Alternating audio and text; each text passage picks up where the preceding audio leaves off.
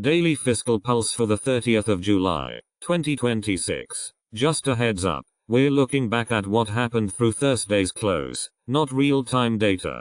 Let's start with what's capturing market attention right now. The AI and tech space is dominating headlines, particularly the story of Leopold Aschenbrenner building a $45 billion AI hedge fund only to lose most of it in days. That narrative is clearly influencing how traders are positioning and where price action is headed. But we should let the actual cash flows tell us what's really happening underneath. The numbers from today show a net fiscal transfer of $9.0 billion. That's reasonable in isolation, but what matters more is the underlying trend. Over the last 5 days, flows have dropped to roughly half of what we saw before. Tax receipts are carrying the load at $4.8 billion. You can see this playing out in the ES futures as well. The contract closed at 7,473, which puts it notably beneath the 20-day moving average of 7,524. The 20-day range spans 282 points and is heading lower. So we're getting consistent signals from both the fiscal side and price action.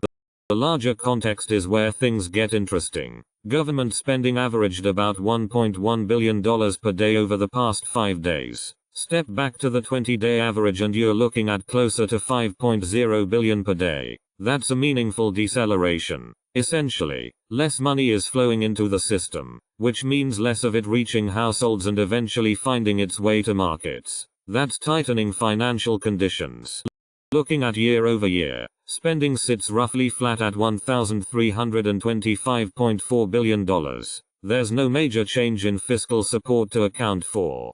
For traders holding long positions, the fiscal environment deserves some honest assessment. It's not providing much of a tailwind right now. Our conditions gauge reads -88. That said, perspective matters here. We've navigated similar setups many times before. Even with tighter liquidity, the S&P has typically managed around plus 1.5% over the following month. Price doesn't always move in lockstep with cash flows. It frequently grinds higher regardless. There's also a positioning element to consider. Leveraged funds have been adding to long exposure while margin debt is at the 100th percentile. That's significant. Historically, when margins reach those levels, they function more as a caution flag than a confirmation.